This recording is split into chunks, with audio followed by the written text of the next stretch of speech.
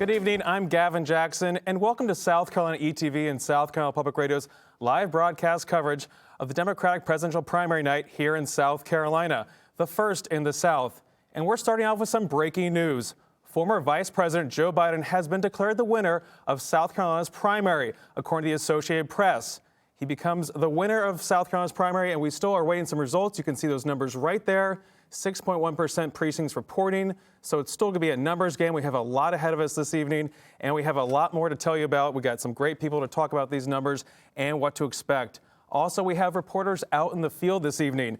We have Felicia Edie, who's at Joe Biden's watch party in Columbia, South Carolina. We have Victoria Hanson, who's at Tom Steyer's watch party, also in Columbia. And Tut Underwood is at the University of South Carolina Social Media Insights Lab, and we'll be going to them in a bit to discuss what's going on. We can also expect to probably hear from the former vice president within the hour, which we'll go to live when it happens. You'll know it because we'll be watching it. And here in the studio, we also have some important guests. I'm joined by two of the state's top political science professors, Gibbs Knotts with the College of Charleston and Scott Huffman with Winthrop University. Guys, welcome. Thanks for being here. Big night. Yeah. We are rocking and rolling right out of the gate. Right. Gibbs, lead us off for what's going on right now. That's just incredible. I mean, 7 o'clock, AP calls this race right on the nose. This is something we haven't seen in any other early voting state. Yeah. Is this what South Carolina is known for, and we're just kind of up to a T right now? Obviously, if there's a big victory, they are able to call it a little bit early. I mean, some of the exit polls, African-American voters, Biden's up 43 points among African-American voters. He wins 65 plus by 44 percentage points, and folks that go to church services weekly, 38 points. I mean, just a really strong night for Joe Biden. Bernie Sanders got 17% of the African-American vote. He got 14% of the African-American vote in 2016. And so that improvement that he needed to do with African-American voters, we didn't see it. Tom Steyer kind of complicated things a little bit, probably, for Bernie Sanders. But again, Bernie Sanders has got to do better than that, I think, if he wants to really be the strong force that he wants to have on Super Tuesday. Yeah, we're going to be digesting these numbers and really seeing what they mean for Super Tuesday, which will take place in 3 days. A lot of southern states. But Scott, sticking with the top headline here with Joe Biden winning South Carolina. He led every poll, including your poll. There was a tie briefly in one of these polls, not yours, but one of the Change Research polls. But most recently this week, we saw those numbers skyrocketing back up to where they were last year in that healthy margin. And of course, we don't know how much Joe Biden has won by tonight. We just know that he's the winner at this point. What are you looking for when we see these numbers trickle through tonight? Well, first off, I want to see the enthusiasm. I want to see how big the turnout is. Is it even approaching the 2008 turnout, which was gigantic, over 500,000, or is it closer to the 2016 turnout? I think it's going to be higher, and I think some of that enthusiasm, just like some of Joe Biden's vote, came from Jim Clyburn. Tom Steyer, for example, was getting 18% of the vote, and he was within striking distance among all voters of Joe Biden, not that close. But I believe most of his supporters were not deeply rooted to his campaign. And when Clyburn came on, he gave them the reason to jump ship and to go with Biden. I can't express how important at this point I think Jim Clyburn's parachuting in the day after a decent performance, a great performance for Joe, a decent performance that endorsement made. And I don't just think that it brought voters who were undecided to Joe, but I think it brought out voters who might not have otherwise voted. Interesting. Yeah, again, Congressman Jim Clyburn, huge endorsement there, like you're saying, the day after that Charleston debate, which was a bit of a slugfest. We didn't really have a clear winner. We have a clear winner tonight, but we are going to actually go out into the field in a moment here to talk to Felicia Edie, who is at Joe Biden's watch party in Columbia. Hey, Felicia, it looks pretty wild out there. I guess people are pretty ramped up. We've been told that the former vice president will be speaking, I'm told, within the hour, so we'll be going to that live. But what's the mood like out there right now?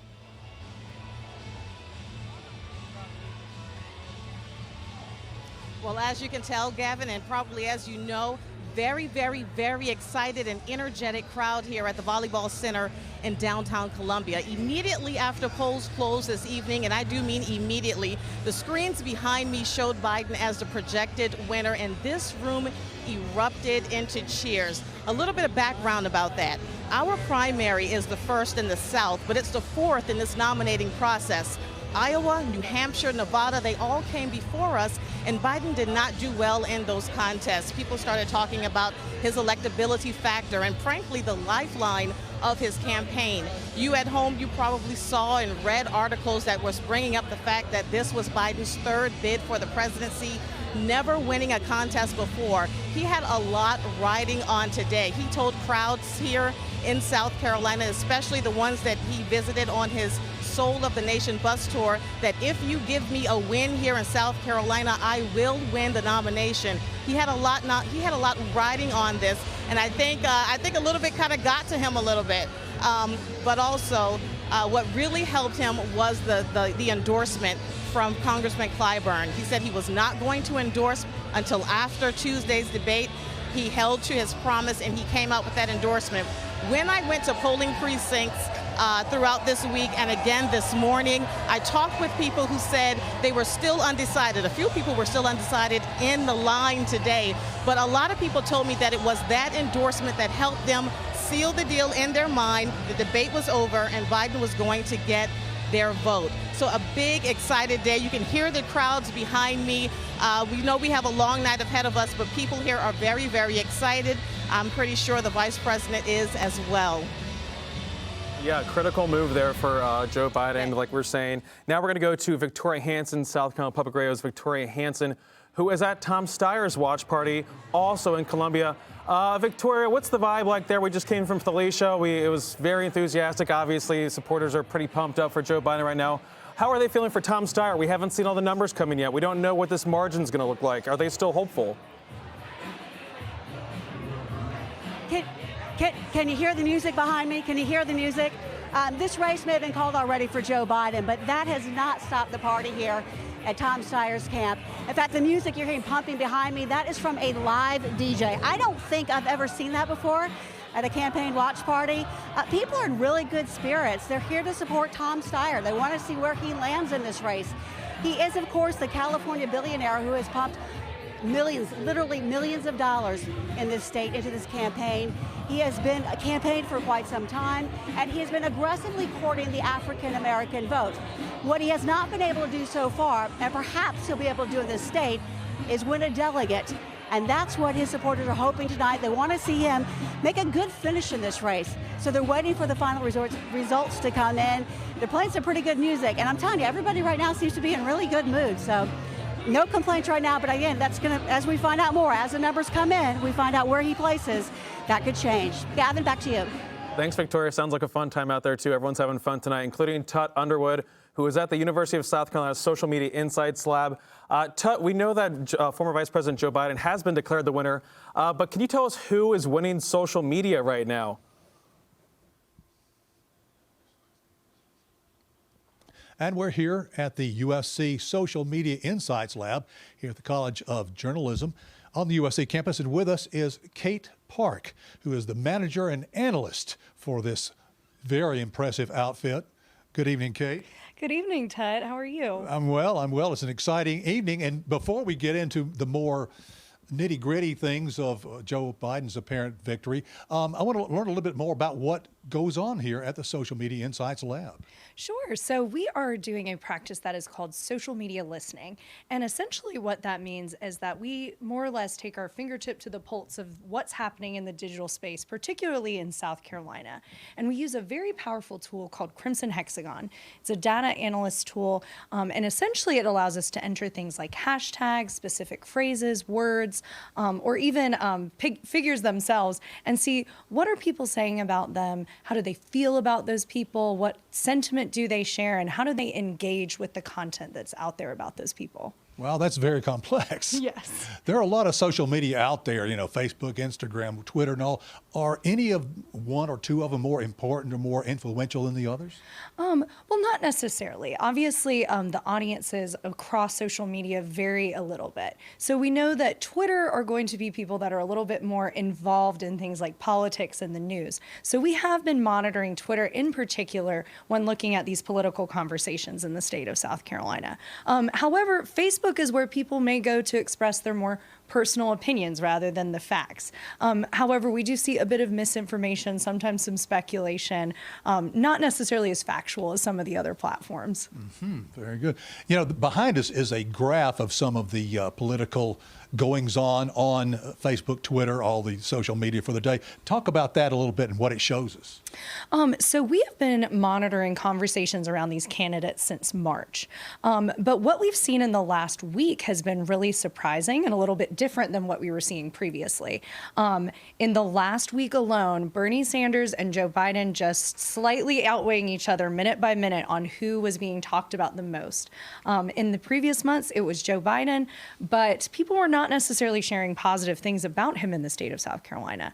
However, ever since the debates, we've seen that really change. He's seen an exponential surge in positive social media sentiment. Bernie Sanders fluctuating just a bit, but still pretty positive as well. And it's just been interesting to see how that's really shaped how things have happened in tonight's primary. Is that something you were expecting to happen? No, actually, it was not. Just because simply, as I said, month over month, Joe Biden was the candidate that had the lowest positive social media sentiment.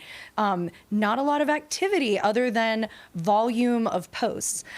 So when we saw this exponential rise in positive sentiment, we knew that something had really changed. And more people were coming out to say, where has this guy been? I like him for my president. I was undecided, but now I'm going to go and vote, things like that. Speaking of undecided, I learned that about 30% of the voters decided in the last week. Is that right?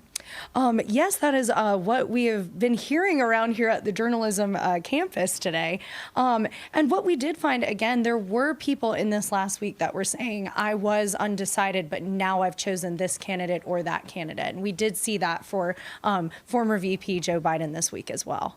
That's pretty amazing. And what happened to the momentum, supposedly, that Bernie Sanders has been having the last few weeks? Well, so we definitely saw that momentum reflected on social media. In the same way that we saw an exponential surge in positive sentiment for Joe Biden, we also saw a very significant surge in total mentions for Bernie Sanders. First time in the past 2 weeks, we saw Bernie Sanders surpass Joe Biden in mentions. So we knew going into this week that things were going to be neck and neck, but that has definitely played itself out on social media. Again, in terms of what sentiment was being shared, how many people were talking about these candidates.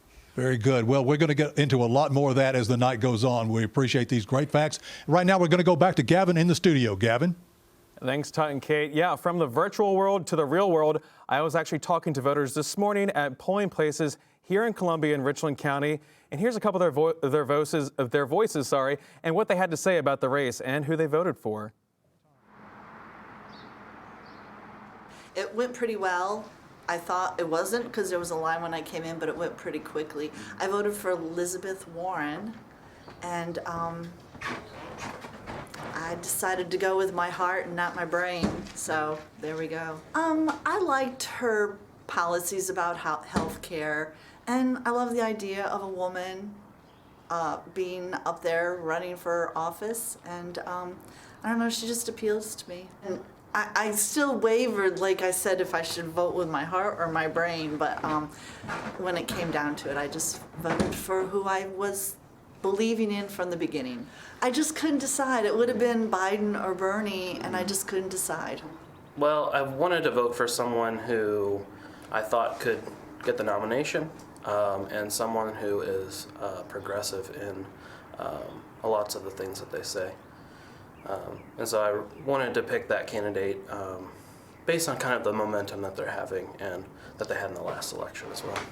If he becomes the nominee, I'm going to support him. But I think he's kind of brash. Well, he's Bernie. He's burning. But if he becomes the nominee, I am going to support him. No, I was on board with him ever since before the impeachment. He was talking about impeach. And a lot of things President Trump was doing, I thought was wrong and needed to be checked. And I think Tom Steyer would be a good opponent for him. I'm a Democrat for today. I voted for Joe Biden to see if we can derail Bernie Sanders, because he's probably the worst thing that could possibly happen to the United States. Well, this went against the so-called Operation Chaos plan by some Republicans to help propel Bernie Sanders to the nomination because they see him as the easiest candidate for President Donald Trump to defeat this fall. As long as they have open primaries, it's within the rules, and politics is a dirty game, and play it whichever way you can to win. Well, I listen to everybody's comment, and like they say, you got to pick one, but put it like this, he was with President Obama, but that's not the reason. I listened to what he had to say, and to me, in my mind, he said what I wanted to hear. I think that we're probably more divided than we've ever been. And I think that's a strategic thing, because when people are divided, they don't have a strong voice together.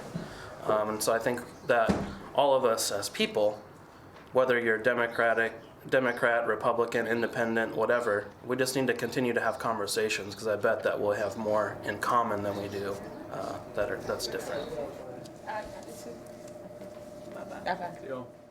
Yeah, so a lot of voters out there today, a lot of voters voting for Joe Biden, and a lot of people I talked to off camera were also kind of split between Joe Biden and Tom Steyer. And I want to go to you, Gibbs, because Tom Steyer, we were already talking about how Joe Biden has been declared the winner for this race, but there are other people in this race. One of them is Tom Steyer, the billionaire philanthropist. That's a tough one today. But I want to see that, we're all interested to see what those numbers look like. We've been seeing the polling. He's been fluctuating between second and third. Now, what are your thoughts when we look at what we're going to be expecting to see from Tom Steyer tonight in terms of especially the African-American vote? So he was surging. While everyone else was out in Iowa and New Hampshire and Nevada, Tom Steyer was camped out a lot in South Carolina. He spent more money than anybody else in South Carolina, and he looked like he was kind of moving up. He had at some point thought maybe he could potentially steal a win. It looks like probably he's going to end up in third place. Impressive considering no one's heard of Tom Steyer before this campaign cycle, or very few people had. But again, it's just hard to see where he goes from here. If Biden is getting a substantial proportion of the African American vote, what's Tom Steyer's path forward? I think he has to think long and hard about whether he wants to continue. And Scott, we're going to look at some numbers here on the screen in a second, but we are hearing from Victoria, who was out at that watch party for Tom Steyer, and they're optimistic that they'll win some delegates here. I'm just wondering when we hear Gibbs talking about a path forward and delegates, and how he performed in these other early primary states, early voting states, I should say. What is his path forward? I mean, does it matter if he gets a couple delegates here when we're already talking about people needing to consolidate the field and to start moving forward and start uniting behind some 2 or 3 candidates moving forward? Well, I think on one thing we should just note how big of a deal money is. It's completely unknown. And although you're going to say, oh, only a few delegates, only caught a couple of delegates, he paid $23 million in advertising in South Carolina. And he's going to walk away with some delegates. And you know what? Anybody else who had not gotten any wins, not gotten any delegates after South Carolina would be out of it. He can still walk into Super Tuesday. And he's going to, and once Mike Bloomberg kind of joins the fray, you're going to have 2 people who are not going to be intimidated by the inability to call somebody up and get money from them because they don't need to. So that's, Tom Steyer is going to go forward and just start claiming, I'm a little bit more viable than you think. And he's not headed to get the nomination, I don't believe, but he is a testament to the new rules when it comes to money. And I'll tell you what, the turnout, when it finally comes in, it looks like young voters are not going to have turned out in the numbers that were expected. They only look like in exit polls that 18 to 29-year-olds, so the under 30 crowd, were only about 11%. Now, that's about what it was in the past. And, if you look at the numbers from the South Carolina Election Commission, 18 to 24, it's in the single digits. So if that remains true, then that means all of the attempt to appeal to the young voters, and that mainly came from Bernie, Pete Buttigieg, and Tom Steyer, expected to get a little bit from everybody because he was on every media platform, the ones that the kids use, the ones that their grandparents use. The YouTubes, the Twitters. Absolutely, and cable TV for, for those who still have it. But it turns out he wasn't able to get a lot from any single group.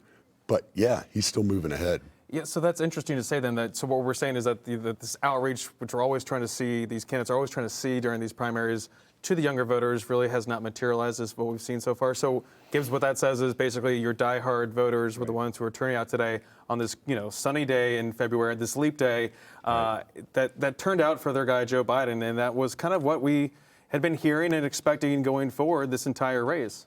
Yeah, right, exactly. I mean, you were talking about Joe Biden did just so well with people that were 65 and over, African-American voters.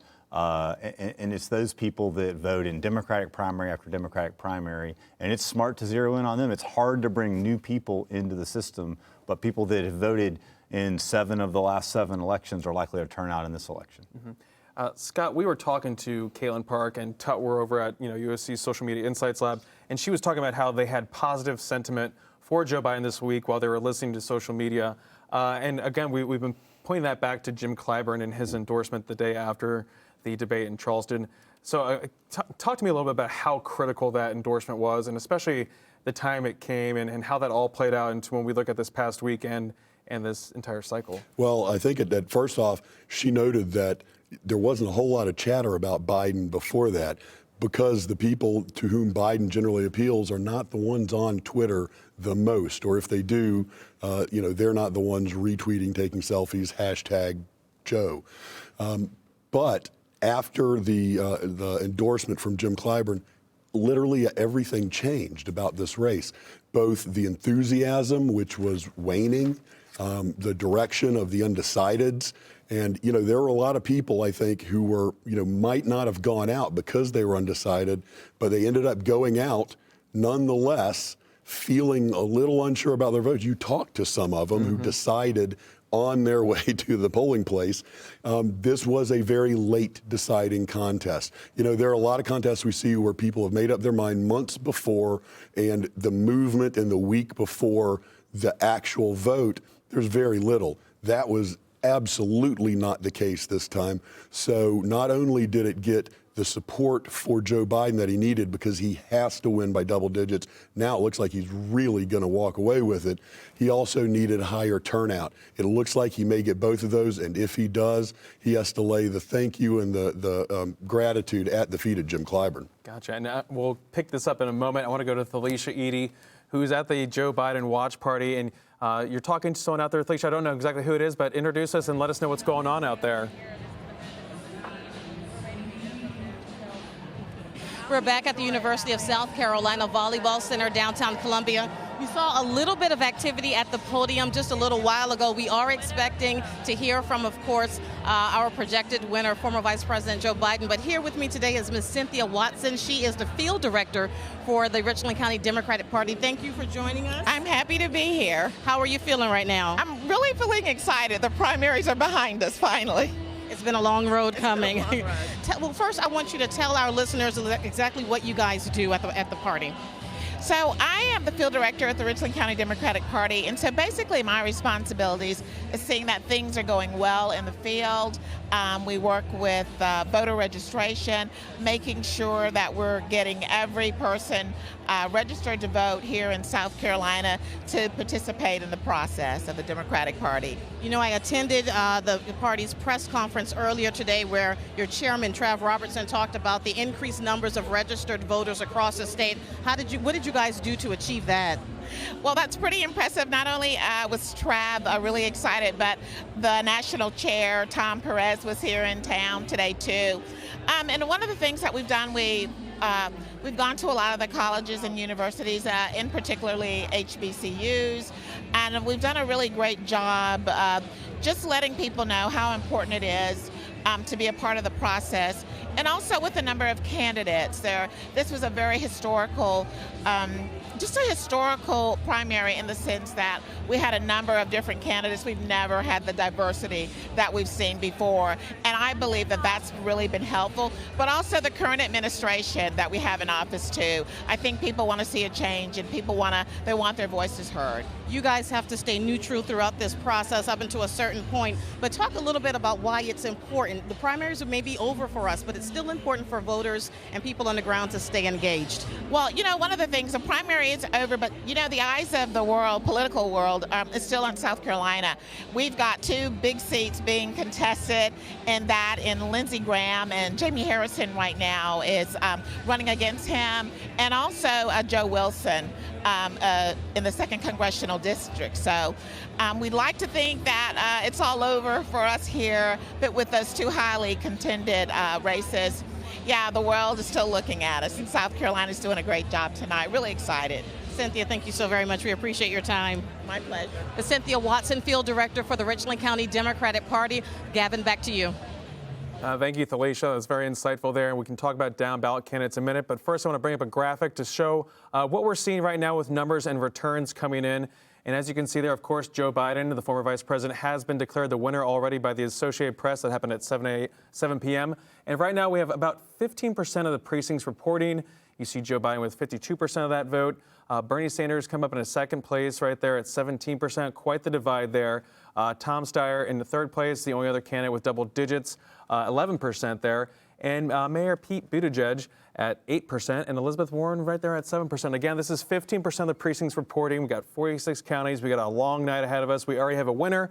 But when you guys look at those numbers, interesting to see that. I mean, quite the gap there. Obviously, still waiting for a lot of things to come in. But Gibbs, what's your initial takeaway when you see those numbers? I think Buttigieg, Warren, Klobuchar, it's going to be difficult for them. I mean, I don't think they're going to drop out, considering Super Tuesday is just 3 days away. Mm-hmm. But if they've really not shown any ability to win from diverse voters, and so they just struggled so much, under 10%. We'll see if those numbers hold. But if they can't do better in some of the Super Tuesday states, I still don't see exactly how they can continue. They are not billionaires, so they do have to go out and raise money. And so that could be difficult for the 3 of them to stay in. When we see that only 15% are reporting, everybody knows that South Carolina geography plays a big role in our politics. So I am really curious as to where that 15% is coming from, because as we move through the state, we change racially, economically. So seeing which counties are coming in, that's just as important as seeing the numbers. Mm-hmm. So I'm actually going to be curious as when all is said and done to go in and look. Did more people show up in the PD, in the corridor along I-95 than expected? Mm-hmm. Did more folks in the upstate, where there's not as strong of a Democratic presence in many of the counties, did they show surprising numbers? So, once this is all said and done, digging through our geography here in South Carolina is going to be an interesting take as well. Yeah, especially since we saw, the past 6 months, I think the number was about 70,000 South Carolinians have been added to the rolls here. And we also saw impressive absentee numbers coming in, absentee voting that had taken place over the past 30 days, which was our version of early voting, essentially. And those numbers were also surging. So when we see that kind of turnout, Gibbs, what does that signify? Are people just fired up? They're ready for November, essentially? Or what else? What can we read from I think it signifies a lot. It signifies how many candidates took this race seriously. It signifies how many ads were run and how many events took place. I mean, also keep in mind you can only vote in one primary. You're not allowed to vote in a Republican and a Democratic primary. And there's only one primary to vote in this time. And so anybody who's an independent, who's in the middle, was probably tempted to come out this time and cast their ballot. So, every race is a little bit different, but I'm with Scott here. Is that going to be over 500,000 voters? Will we set a record back from 2008 where Barack Obama was on the ballot and obviously generated a lot of enthusiasm? But remember, Hillary Clinton was also on the ballot. She's extremely well known, former First Lady, and John Edwards, who won the 2004 primary 4 years before. So that's the record. That's the high water mark for turnout. Be curious to see once all the votes are casted if we get up over that. Edwards, who threw off the ratio there of what, the right. races that the Democrats win. That's right. So Democrats are 3 of 4, batting 75%. They've correctly predicted the winner all times but 2004. John Edwards from North Carolina, born in South Carolina. John Kerry didn't contest South Carolina quite as much as John Edwards did. John Kerry, of course, became the nominee.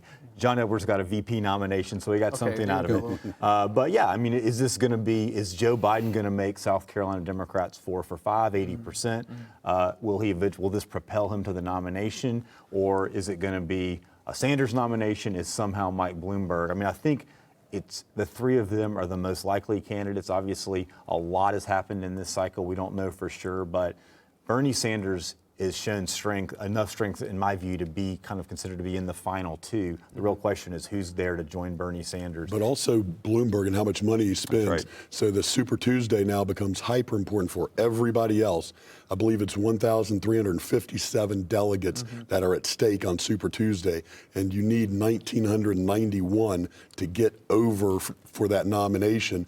And so, right now, they are kind of breaking up the country. There are people that are putting all of their eggs in California's basket. There are a lot of people in North Carolina. North Carolina usually doesn't have its primary till May? That's right. Very late, and it totally irrelevant usually. Yeah. Now they're on Super Tuesday, and there is a significant, not as large as ours, but a significant African-American population there too. So anybody who couldn't perform well here needs to show that they can win in other more diverse states, which means the states in the South. Your Virginia, your North Carolina, your Alabama, your Arkansas. So those become really important from Super Tuesday for those who underperformed tonight. And I want to keep talking about Super Tuesday in a moment. We're going to go to Victoria Hanson, who is at the Tom Steyer watch party. Victoria, how's it going out there? What's happening?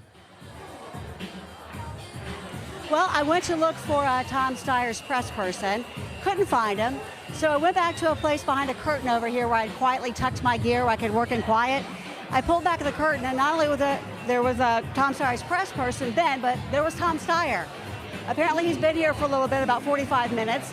I'm told that he will make remarks behind me, on the stage behind me, at 9 o'clock tonight. So I don't know that folks in the crowd know that yet, but he will be making an appearance very soon. They're still out here to support him. As you can hear, the music is still pumping. There's still a lot of excitement here. I'm sure they're watching some of these results coming as well. But yeah, he will talk to us at 9 o'clock.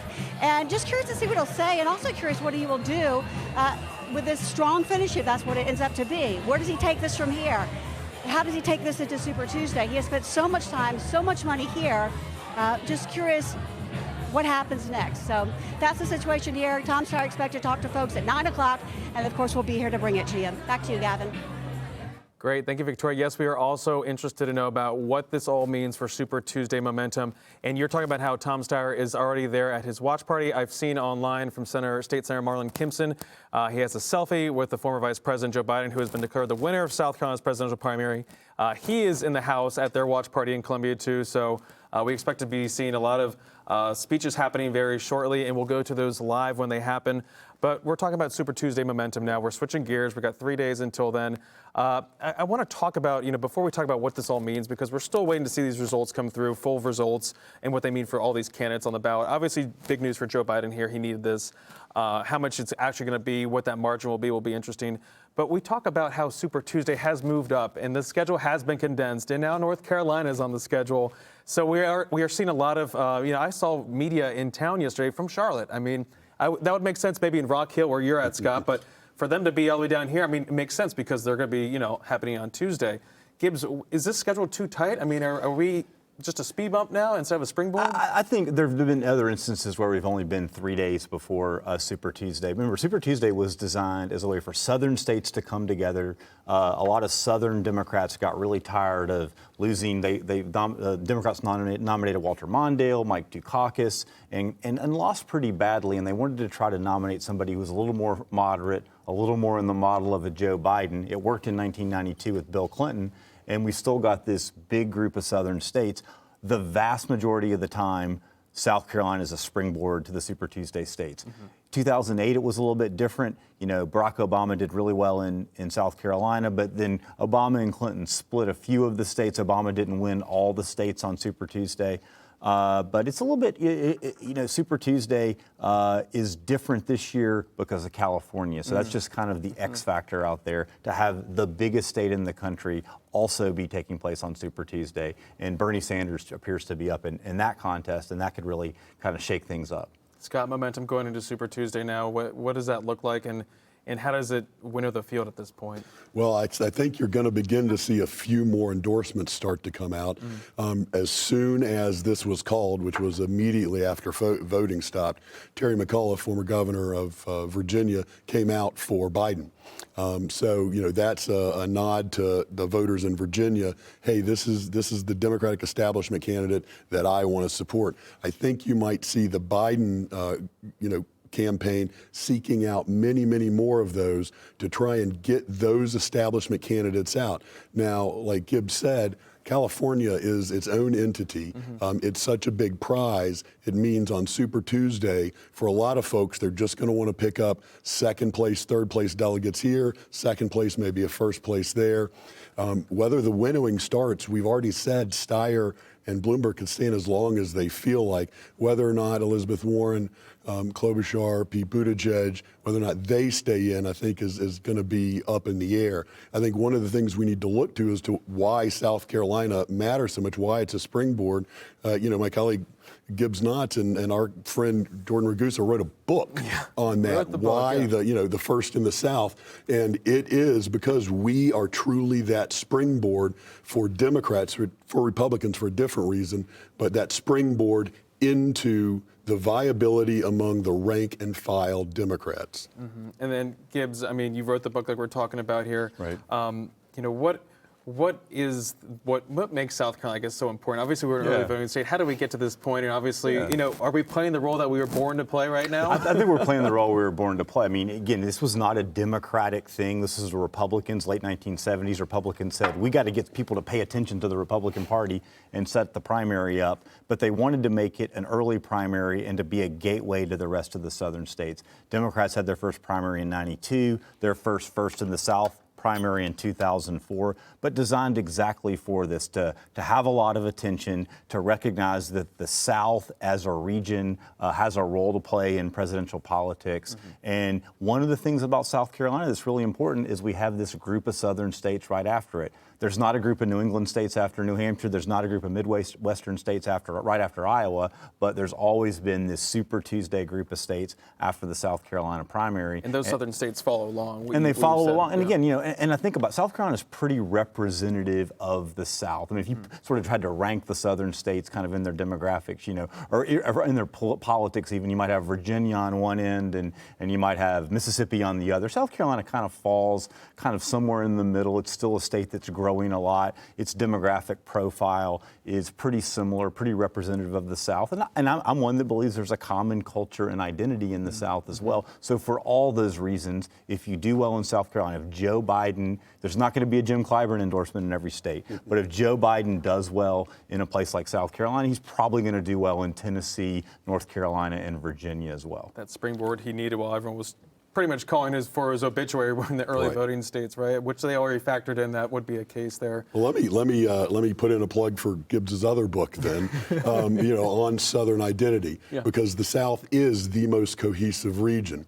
I think we have about, at this moment, before the next census, about 160, whatever it is, it's close to 60% of the electoral college votes that you need to become president, which means you only need about 30% of the electoral college votes, the entire rest of the country. So if a Republican can sweep the South, they become president in the modern era. And in the modern era, if a Democrat can crack the South, then they become the president, which is why South Carolina, that great representative state for what the southern states are like, is so important.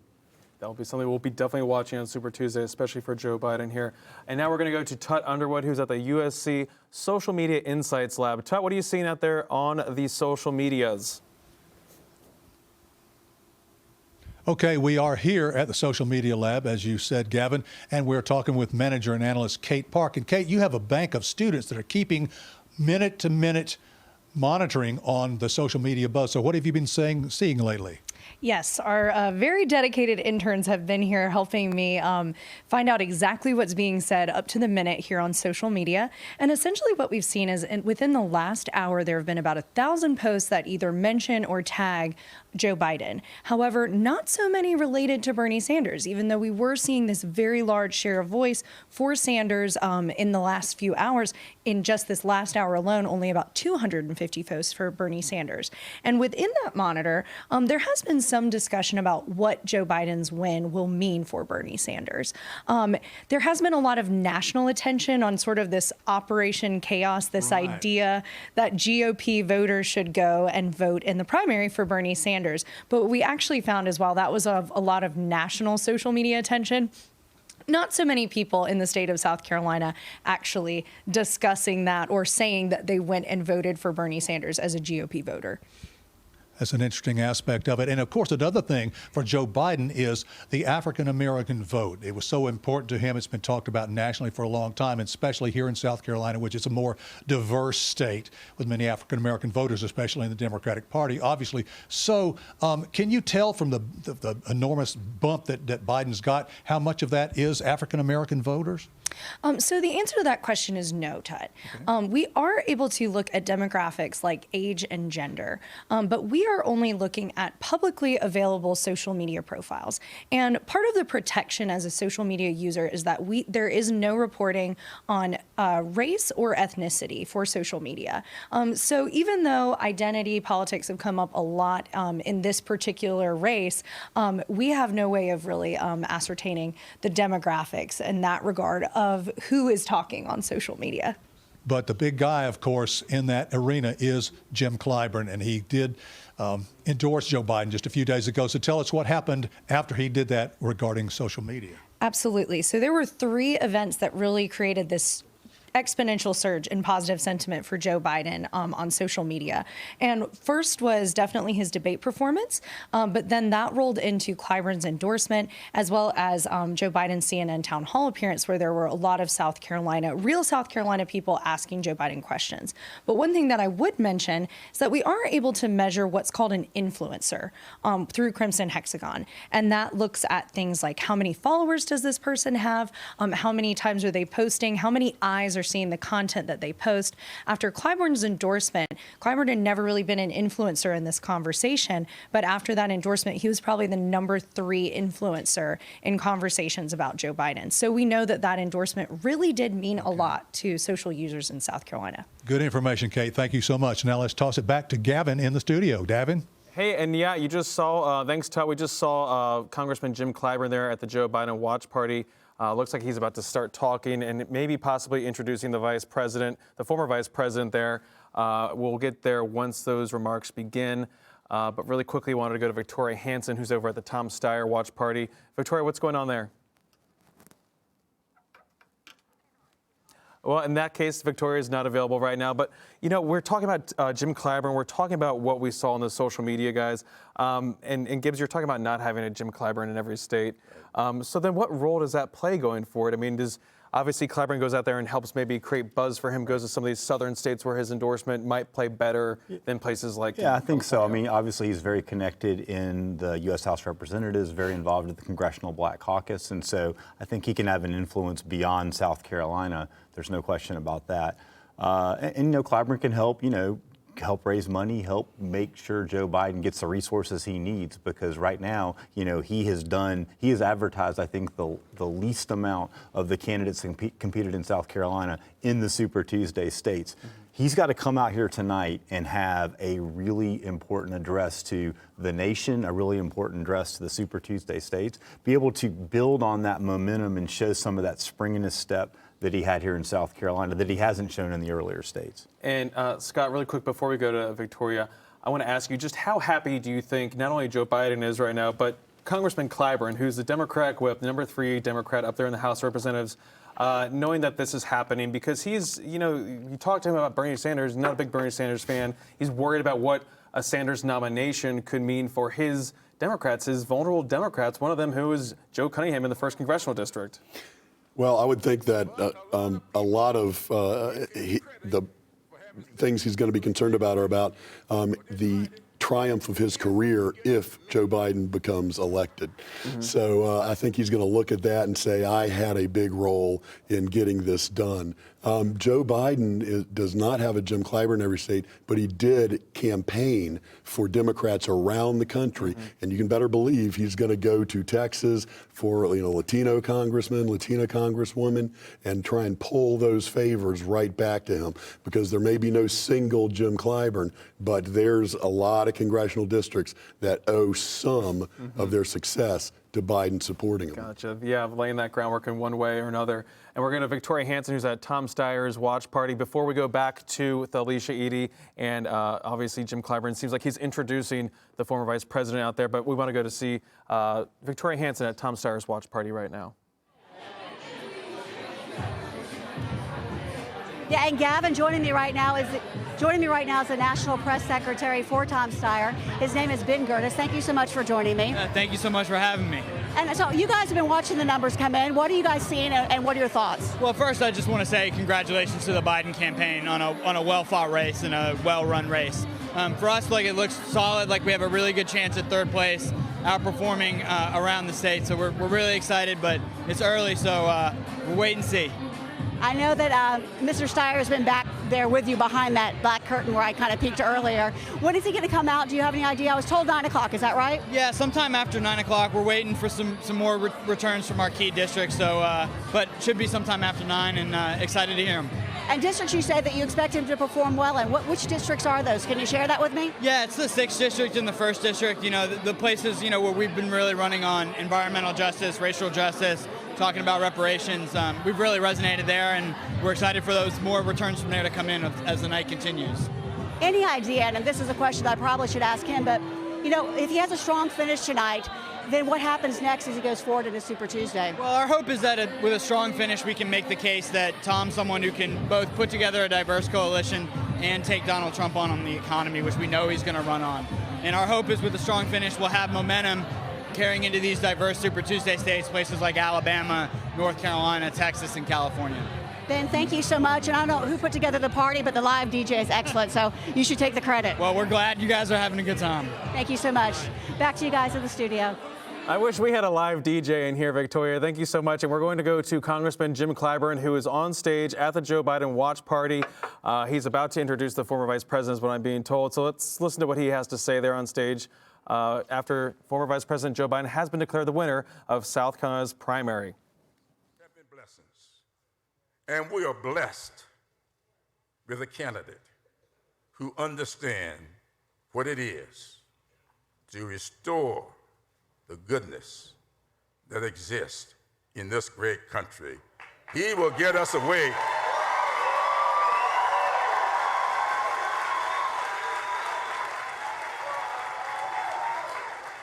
And so, ladies and gentlemen, you really did not come here to hear me. And I did not come here to speak.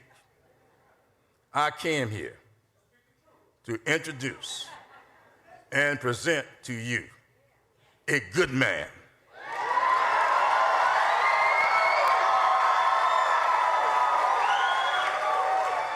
A man who understands the fundamentalist fairness upon which this democracy is built, a man who will restore the goodness of this business and take us to where this country can be. Ladies and gentlemen, my good friend, one who I know, who you know, but most of all, who knows us.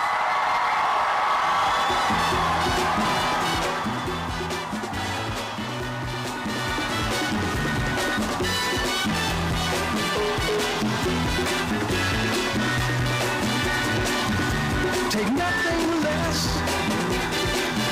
than the suffering best. Do not obey, you must be forsake, if you can pass the test.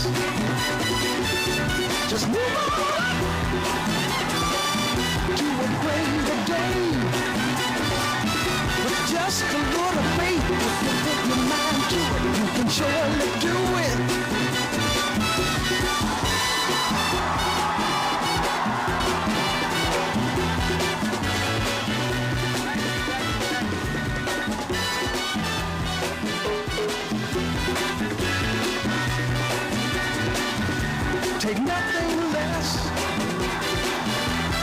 supreme best.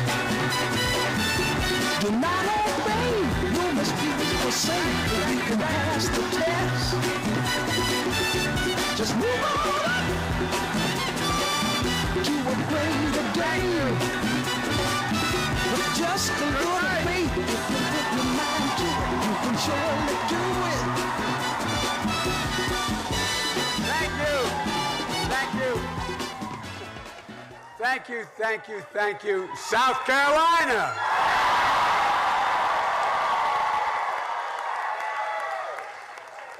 And my buddy Jim Clyburn, you brought me back.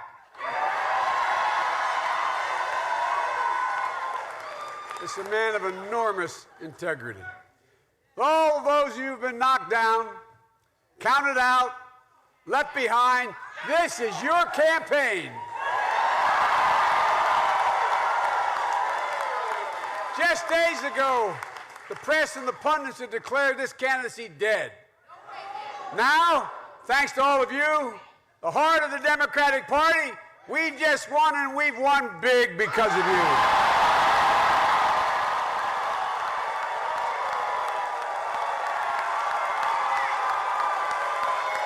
And we are very much alive.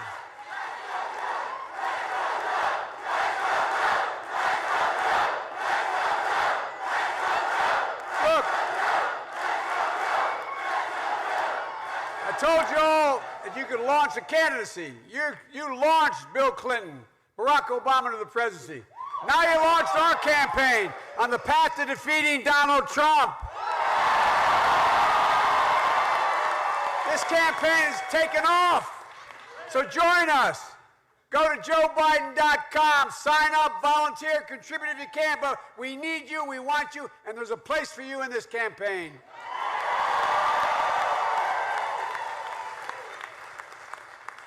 Folks, as we celebrate tonight here in Columbia, let me talk directly to Democrats across America, especially those who will be voting on Super Tuesday.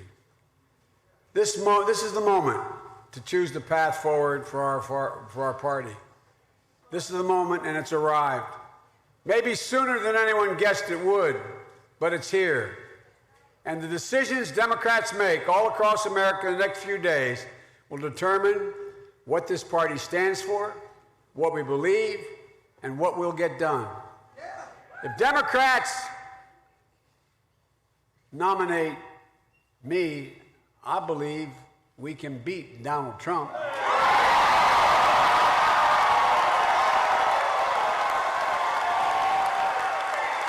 Keep Nancy Pelosi in the House of Representatives as Speaker, and take back the United States Senate. So join us. My fellow Democrats across America, join us. If Democrats want to nominate someone who will build on Obamacare, not scrap it, take on the NRA and gun manufacturers, not protect them.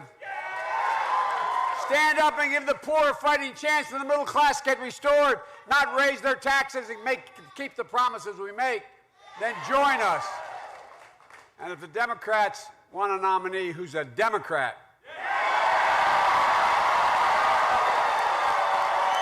a lifelong Democrat,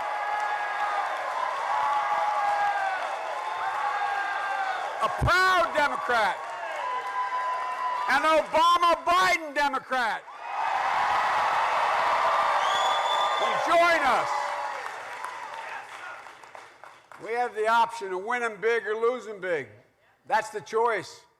We need to build on the coalition and legacy of the most successful president in our lifetime, Barack Obama. And the way we do this is by bringing Americans together of every race, ethnicity, gender, economic station, Democrats, Republicans, Independents, people of every stripe. Look, just like we did here in South Carolina.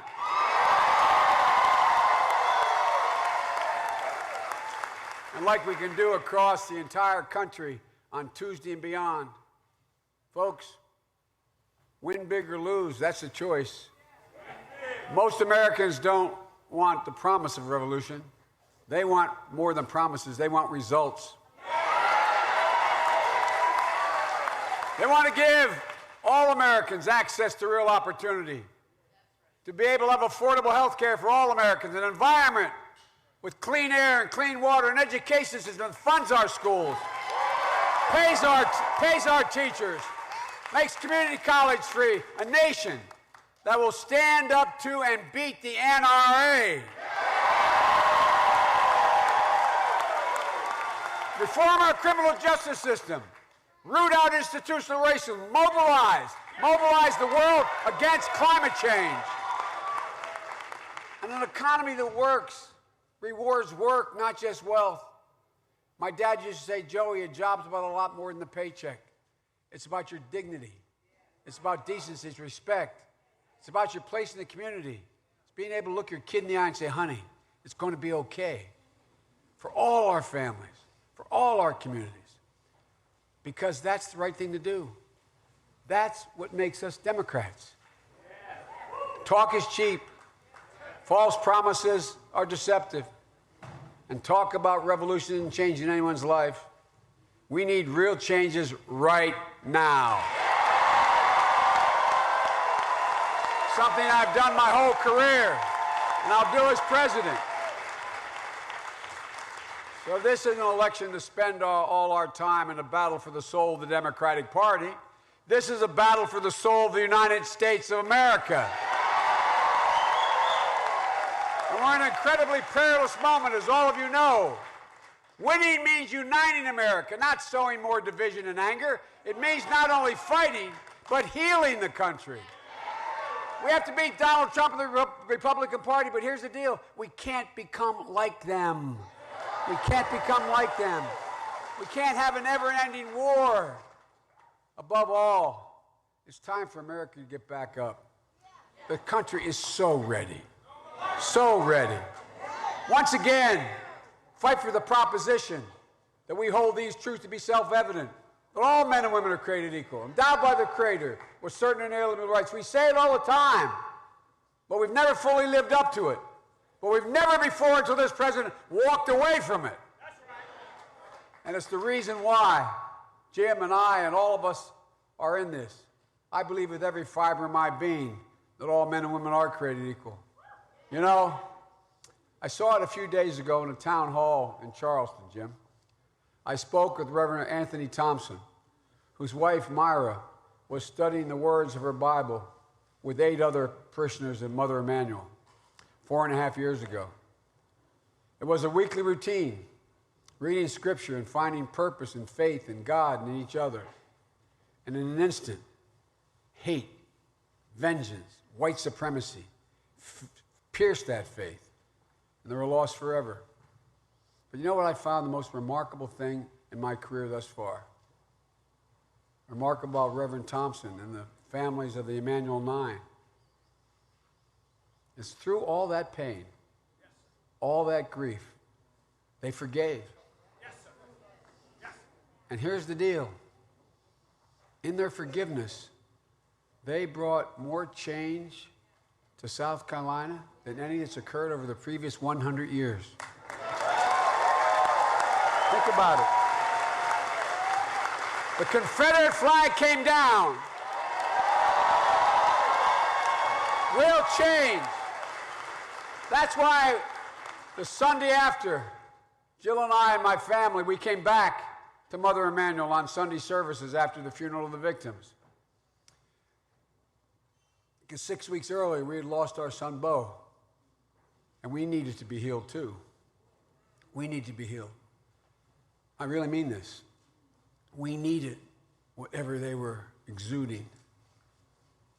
And with every season that's passed, they've gotten up and found purpose to live life worthy of the ones they lost, worthy of the blessings to live in this remarkable country.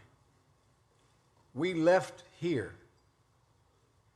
having arrived in overwhelming pain, thinking we can do this. We can get through this. So I want to tell you, it's no small reason why I'm in this race.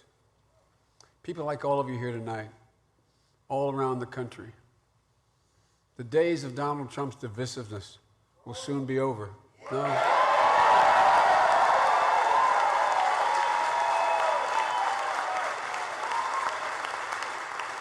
And as Jim, according to Tocqueville, he was right. This multi-ethnic country we call our democracy, America, it can't survive unless we focus on our goodness. We can build a more perfect union because the American people in the last 3.5 years have seen the alternative. No, I really mean it. Think about it. They've seen how utterly mean, selfish, lack of any sense of empathy or concern for anybody else. A president who not only has horrible policies, but the way he mocks and makes fun of other people. To all of you here in South Carolina, and especially Jim Clyburn, my friend, who lifted me and this campaign on his shoulders. That's right.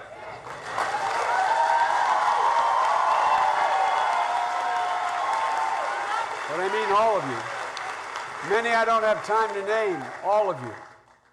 We, Jill and I, our daughter Ashley, my son Hunter has been on the phone straight through for me. My brothers, my sister, my 2 brothers, my sister, my 5 grandchildren, my 4 granddaughters who've come out on the campaign trail. We'll never forget what you've done for us. Well,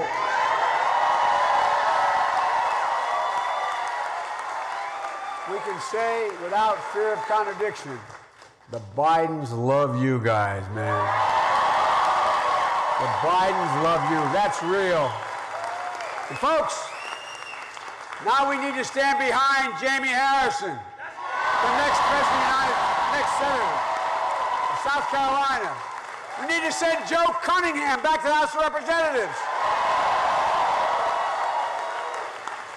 And all of us, all the Bidens, thank you. Thank you for everything you've done for us. So folks, so here's the deal. Let's get back up. We're decent, we're brave, we're resilient people. We can believe again. We're better than this moment. We're better than this president. So get up, take back our country. This is the United States of America. There's nothing beyond our capacity if we do it together. God bless you all, and may God protect our troops. Thank you, thank you, thank you.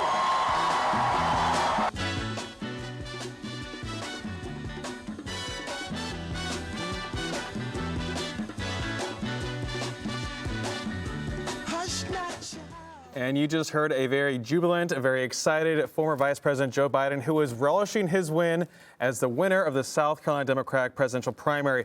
And we're going to look at some numbers right now before we get into what we heard from the former Vice President there, his victory speech. Right now we have about 50% of precincts reporting, and Joe Biden is at 50%. This is pretty incredible to see him with such a large lead over Senator Bernie Sanders, who's at 19%. And I'm looking at some other numbers coming in across the state when we look at counties right now. Counties that are 100% reporting and 100% going for Joe Biden there. We have Chesterfield, Dillon, Marion, Georgetown, Allendale, Barnwell, Saluda, Newberry, Union, McCormick, Abbeville, Anderson, and Oconee. A lot of small counties in the state, but they're all 100% reporting, and they have all given Joe Biden a victory here. We're still waiting on some results from our bigger counties like Greenville, which is about 30% reporting. Richland County, also about 30% reporting. And Charleston County has 62% reporting, with Joe Biden at 45% of that vote and Bernie Sanders at 18%. So, Scott, we're looking at these numbers coming in. We're looking at this victory. You saw those numbers. I mean, we talked about what Joe Biden needed to do to win tonight. Is he doing exactly what that is, and that's winning by a decisive majority here? Well, I do believe his path, and I've said this before, narrowed to the width of South Carolina, his path to the White House. And he skated through it with the exact speed and the exact momentum that he needed. And he was absolutely right. He could not have done this without Jim Clyburn's endorsement. So this is a kind of a big moment for him. The most diverse state yet to vote prior to Super Tuesday is not just a win for Joe Biden, it's overwhelming. And it may be shocking that the turnout is surprisingly high. The turnout may be overwhelming, approaching, maybe even beating records. If that happens, that he wins an absolutely massive victory here with a record-breaking turnout, then this could be the turning point. As a matter of fact, if he gets a nomination, it will be looking back to this day, well, more importantly, Wednesday, as the day his campaign turned around. Incredible. A lot of things to watch there, and we're going to be watching those play out on Super Tuesday as well. And as well, once we get the final numbers into Gibbs, you heard that speech from not only Congressman Clyburn, but Joe Biden getting up there, really relishing the moment. He was, he had a huge crowd out there. It looks like a really enthusiastic crowd, probably one of his biggest we've seen. Yeah. It just really took in the moment, this big win that he's been waiting for his entire political career, essentially. Right. And one of his first things he said was, "My buddy Jim Clyburn, you brought me back." Oh, yeah. That's exactly what happened. Oh, you're exactly right. I mean, I don't think Joe Biden's ever won a primary before, and he's run for president multiple times. And so it's pretty impressive. It looks like it's going to be a big victory. He really was leaning into the comeback. I mean, that narrative now, look, get down when you're knocked up. He also leaned a lot into the Obama legacy. We were doing a little count here. He mentioned Obama quite a few times there, and I think that's probably going to continue. But also spoke to kind of the bigger aspirations for the country, saying basically it's not the time for the Democratic Party to search for the soul of the Democratic Party. It's really the time for us to search for the soul of America, and really speaking to a bigger audience. I mean, I kept thinking suburban voters. I mean, as Scott was saying, one of the things he said reminded me, if we get this big, the last time we had a really big turnout was 2008. And obviously South Carolina still went Republican in 2008, but 3 southern states did go for the Democrats: Virginia, North Carolina, and Florida. And so if we get a big turnout like this, there's a lot of enthusiasm for Joe Biden, just like there was enthusiasm for Barack Obama back in 2008. It brings some other states from the South in, and obviously if Joe Biden could win Virginia, Florida, and North Carolina, he'll be the next president of the United States. As long as nothing pulls the wind out of his sails. This is his peak moment so far. As you mentioned, I think you're right, his first win, but he obviously can't be his last. So Jim Clyburn really did billow his sails and put the wind behind him, sailing into just the massive seas of Super Tuesday. But he could get battered easily in California, which is the biggest state. Unless he pulls in a lot more favors, he's going to have this momentum and then have a pretty good showing. If this momentum does carry on to Super Tuesday, it'll be amazing, and we may not get the brokered convention that people have been talking about. But if this momentum doesn't continue, even if he continues to pile up delegates, and we do end up with a brokered convention, then the moment that he has right now could be squandered. Yeah, again, we look at California, we look at Texas, we look at North Carolina, diverse states, and states where we look at the polls, and Michael Bloomberg is a factor in these states, as is all of his money too. Right. So, but when we look at Michael Bloomberg, we look at the debate we had in Charleston on Tuesday. I'm wondering now, when we're talking about this momentum for Joe, we're talking about what could take the wind out of his sails. Gibbs, when we look at how Bloomberg has been performing, he had some big favorability drops after his debate performances. And, he was putting a lot of time into prep, and it didn't really seem to do that much of a payoff there in Charleston, because we again saw Elizabeth Warren going after him. We saw him have some stumbles on things in terms of, how he maybe supported candidates, possibly bought candidates, whatever he wanted to say there. But I'm just wondering, what does the Bloomberg factor look like now, especially with this big win it looks like for Joe Biden going forward? And Bloomberg has always talked about his number one goal is to defeat Donald Trump. And, Bloomberg got into the race in part because of Biden's weakness. And so if Biden, ends up, as strong as he is out of South Carolina and then does well on Super Tuesday, I don't know if Bloomberg will continue. Obviously, he has the money to continue, but Bloomberg has operations in all these states. I think he's got leases through November. And so, whoever becomes the nominee, and certainly he'd be more likely to support a centrist candidate like Joe Biden, they're going to get an awful lot of resources. That could solve Joe Biden's fundraising problems pretty quickly if Bloomberg were to give his support to Joe Biden. I think we're a long way off from it. We just got to see what happens on Super Tuesday. But we have a few days, just a few days. Right. So it's just sort of this search for the help in a given state. Terry McAuliffe already gave it from Virginia. I can imagine that Kamala Harris's phone is blowing up tonight with some serious begging for California. All of the big Super Tuesday states are going to, the people who can maybe be the Joe Biden for another candidate are going to get the calls tonight. Yeah, and that money's going to be critical going forward, like we said, especially when you're talking about Super Tuesday and running into that wall of money that is Mike Bloomberg. And we're going to see Joe Biden on some of the Sunday morning shows tomorrow, so he's already really going to kind of keep that momentum going, keep those headlines going, because I guess, we kept talking about, what role does South Carolina play now that we're in this condensed schedule of states? We're right before Super Tuesday this go around, and you have 3 days to really maximize on that. So what will he be doing, Gibbs, going forward? Joe Biden really trying to do that in addition to fundraising, in addition to trying to, keep this news cycle on him. Yeah, lining up endorsements, appearing on the news shows. I mean, I think he'll do events, but Joe Biden, has never struck me as a big event guy. I mean, he's going to be strong in interviews. He's a really great retail politician. We got to see him some down in Charleston at different events, and he really is. He's good one-on-one in groups, and even when I've talked to reporters who covered him in New Hampshire and Iowa, who've been on the trail with him for a while, I mean, they say he can be good some nights, and other nights it's sort of so he's not super consistent, and so he's got to get more consistent, and he's got to whatever he found and was able to do in South Carolina, he's got to be able to do that in some of these other states, but it's going to be less. I think there's going to be less time in each state. I don't even think it'd be possible to go to all the Super Tuesday states between now and Tuesday. Yeah, well, we know that some people are already there. We've seen, Bernie Sanders wasn't even in the state today. Sure, no. A lot of candidates weren't. And of course, South Carolina was so unique for Joe Biden. His history here, his connections here, very important factors that we'll touch on in a moment. We're going to go to Tut Underwood at the USC Social Media Insights Lab very quickly to hear about what's going on out there on the social media platforms, especially since we expect Tom Steyer to give his concession speech pretty soon. Has any of you been going on? Okay, we're back here at the USC Social Media Insights Lab with Kate Park, the analyst here. And Kate, just bring us up to date on the latest numbers you've been seeing over social media. Sure. So we are still seeing the largest amount of growth in conversations related to Joe Biden. The latest numbers from our intern Hannah say it's about 1,500 posts in just under the last 2 hours. And we are continuing to see people talking about the results. Will anything change? Not likely. How early it was that the results were announced. A lot of people just kind of expressing disbelief at how quickly this has all happened.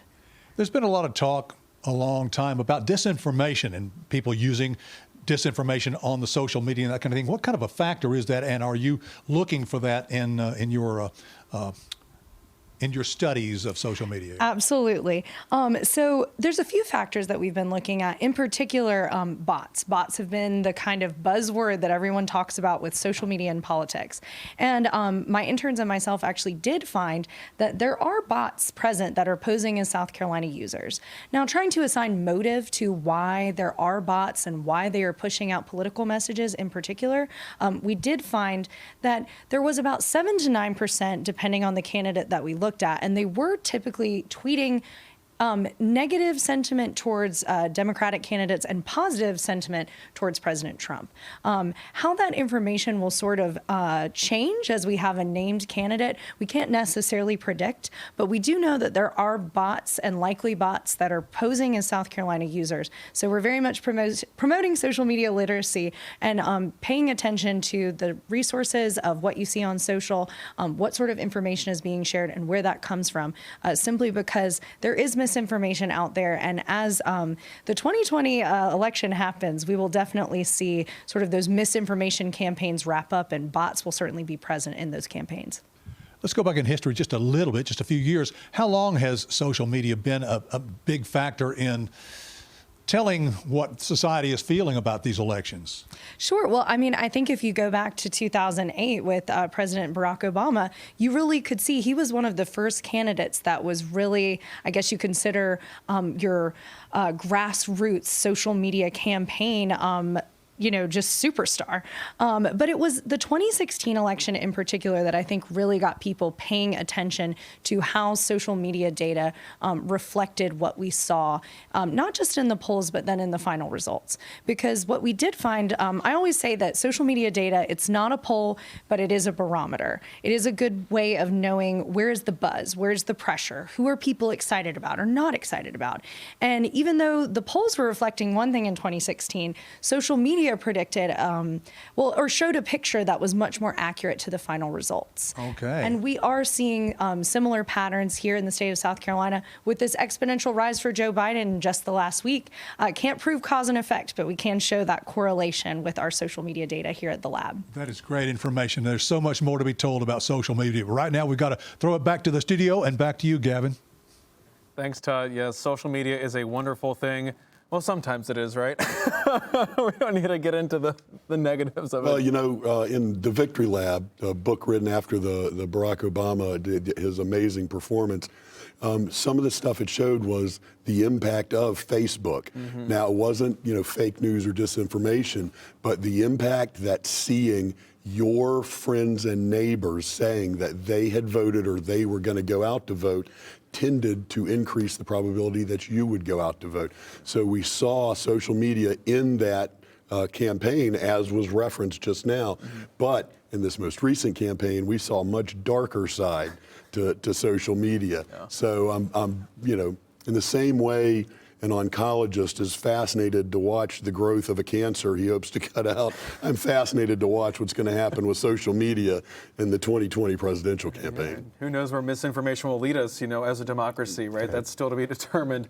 But what we're looking at right now with the numbers, I'm looking at some numbers right now. So far, I've seen about, 50% reporting here, 57% of precincts reporting here in the state of South Carolina.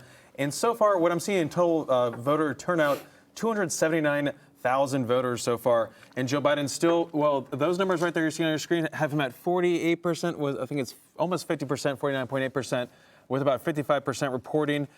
Still showing a very strong and commanding lead in the South Carolina primary, which is why he was declared winner at 7 o'clock when polls were closed here. Quite remarkable to see that happen. You got Senator Bernie Sanders at 19% right there. Clearly guaranteeing him a delegate or two or three here in South Carolina if he maintains that. But Tom Steyer at 11%, 11.5%, not making that 15% threshold there to get delegates. If Tom Steyer doesn't get a delegate here, Gibbs, he put all of his eggs in South Carolina. He put all his eggs in South Carolina, and it looked like it was going to be a good strategy for a while. Joe Biden wasn't doing well. He could have been an alternative to Joe Biden, and even more importantly, he could have been the candidate who did best with African-American voters, such an important part of the Democratic Party, such an important part of Democratic voters in southern states on Super Tuesday. But again, it just looks like, if he gets below 15%, walks out of here with no delegates, spending the amount of time and money.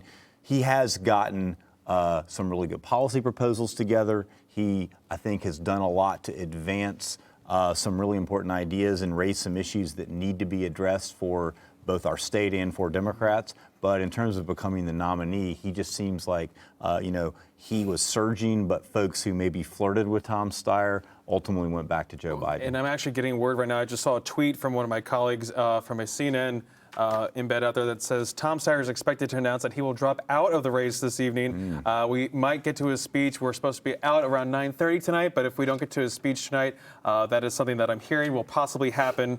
Yeah, even getting that from Meg Kennard right now, who said Tom Steyer has actively ended his campaign. Took the words out of our mouth there, Gibbs. Again, Scott, not seeing any delegates come up. I'm guessing that was the blow that he needed, especially after pouring all that money into South Carolina. Well, he put in about 23 million more than me and came out with the same number of delegates. So I'm guessing that, might have a little bit to do with the choice to step out. And in other states, too. He can, however, still be a part of this race. With somebody who has that much money, all of a sudden, they are going to be sought out. Joe Biden's going to become his new best friend. Yeah. He's going to try to. I don't know if we've talked about Operation Chaos so far. You know, there was this Yeah. big idea that Republicans were going to cross over and vote for Bernie Sanders and throw, you know, everything into disarray. I was looking through the counties as they reported. The only county where I see something really kind of surprising is Pickens County. Overwhelmingly Republican county. If you look at the results from Pickens County, the ones I'm seeing now are a little over 1,200 votes for Joe Biden, but out of nowhere, over 1,000 votes for Bernie Sanders. You don't see anything like that in any other county. So I don't know if that somehow all the Bernie Sanders supporters disproportionately live in Pickens County, or if that's the only place that so-called Operation Chaos actually happened. Yeah, you're talking about 50% reporting right now in Pickens County, which is right next to Greenville County, which is where the upstate we're talking about, where this Operation Chaos was supposed to really be taking place. Again, about 200 votes separating the two right now, with 50% reporting. That's interesting to see, as you're saying, you know, and we heard from that one reporter, that one the voter I spoke to today, who was saying, you know, I'm terrified of Bernie Sanders. So interesting to see that. But Gibbs, I'm also wondering, you know, we talk about Tom Steyer. Yes, he just ended his campaign. We got breaking news from the Associated Press saying that Tom Steyer, the billionaire activist, has dropped out. This after showing that he's probably not going to win any delegates in South Carolina. But Gibbs, with that being said, does this set up Tom Steyer? He is 62 years old. Joe Biden's 77 years old. He's relatively young for being in this race right now. He could possibly have a future, and he has made inroads in South Carolina. So that must mean something going forward for Tom Steyer. Should it be 2024 or sometime into the future? Yeah, he's going to have obviously a lot of, you know, be involved in a lot of public policy issues that are important to him. People now know who he is. I mean, you know, he was a person who very few Americans probably have heard of. He's now really boosted his name recognition. And, you know, he can be involved both helping Joe Biden, but also Bernie Sanders, whoever gets the nomination, and he could be involved in the administration as well. So I think it's somebody to look out for. He certainly has a political future, and he's certainly going to continue to be involved in the issues that are critically important to him. We saw many of those play out in South Carolina, particularly in terms of poverty, the African American community, HBCUs. He spoke eloquently and I think genuinely about a lot of these issues. He could be a great surrogate in the general election, especially if somebody like Biden is on the ticket, because, you know, he has, even before this, he was having ads out saying, you know, impeach Trump, even before the impeachment was actually happening.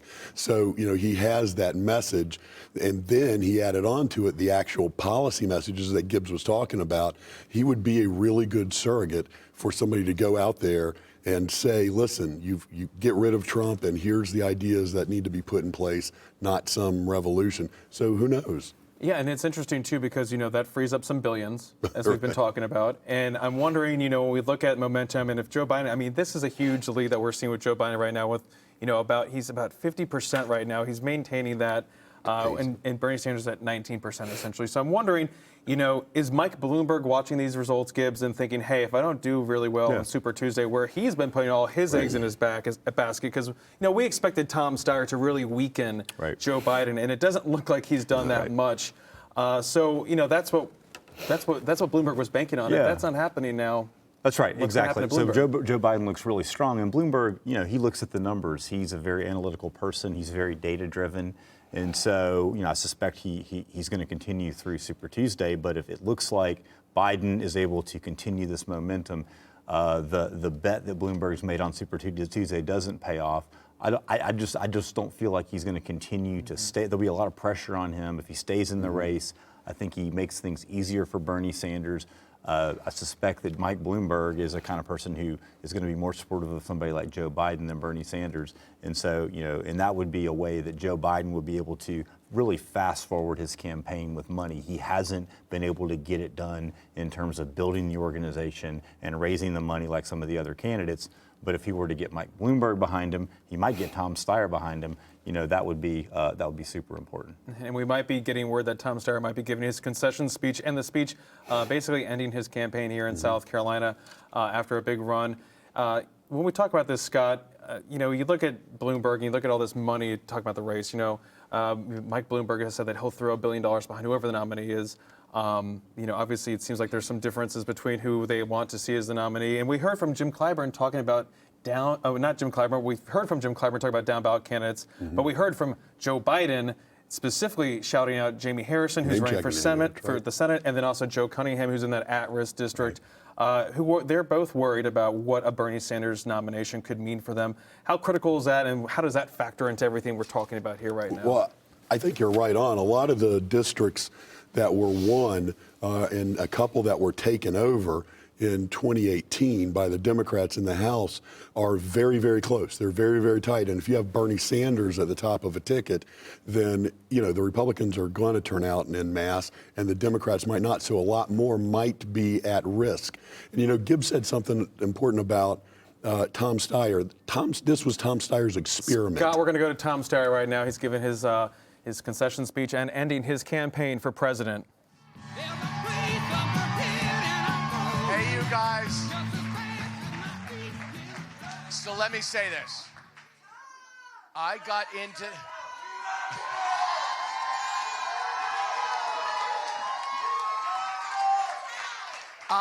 into this race for really, really good reasons.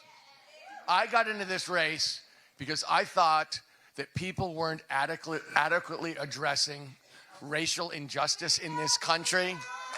And it's true. And it's true. And I thought that we were at risk as a country in terms of climate, and that expressed itself in terms of environmental injustice, and we've certainly seen that, and that's true. And that we live in a country that's deeply unjust economically, where rich people have been profiting at the expense of everybody else. And that's really true. And my family and I have been working on those things for decades. And I didn't get into this race and start talking about things to try and get votes.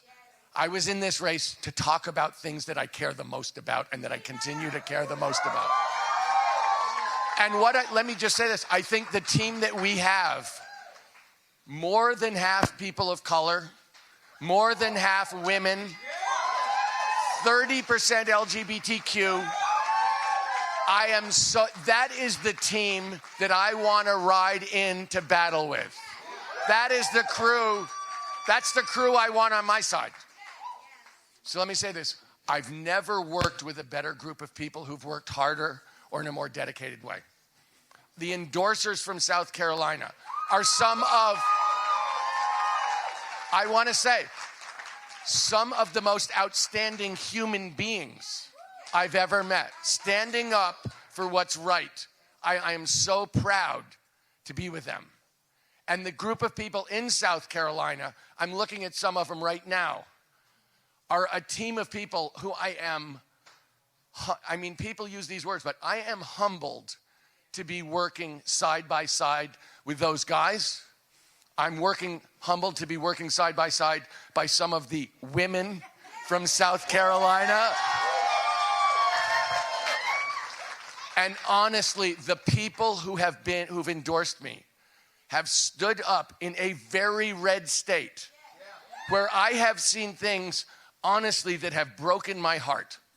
Because as much as I've loved the people here, and I've said, I'm not leaving. You may want me out of here. I'm not leaving. We're already figuring out ways, in fact, to make sure that we stay in South Carolina. And I have loved the people, and I feel as if their fight is my fight, and I want to make sure that's true going forward. But there's no question today that this campaign, we were disappointed with where we came out.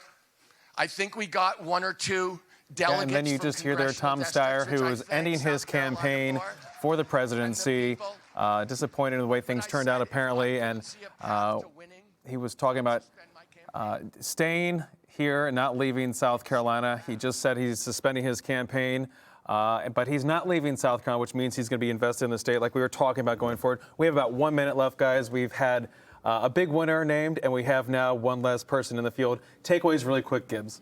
Can Joe Biden really gain momentum and replicate or get close to replicating what he did in South Carolina in the Super Tuesday states? If he does, he's the primary challenger to Bernie Sanders.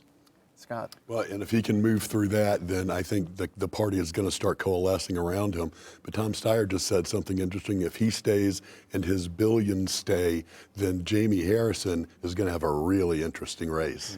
Yeah, that's right. Staying invested in South Carolina, we got Jamie Harrison running against Lindsey Graham for the Senate seat, and then, of course, Joe Cunningham defending his first congressional district seat down there in the Low Country. So a fascinating evening. We had a winner declared, Joe Biden, at 7 o'clock by the Associated Press right off the bat when polls closed. And now we have one less candidate in the race. Tom Steyer just announced that he was suspending his presidential campaign. And that concludes our live broadcast coverage here on South Carolina ETV and South Carolina Public Radio of the 2020 presidential Democratic primary here in South Carolina. And again, Joe Biden being the big winner here. Thank you to all of our guests and to our reporters in the field, Tut, Alicia, and Victoria. And from everyone here at South Carolina ETV and South Carolina Public Radio, I'm Gavin Jackson. Good night.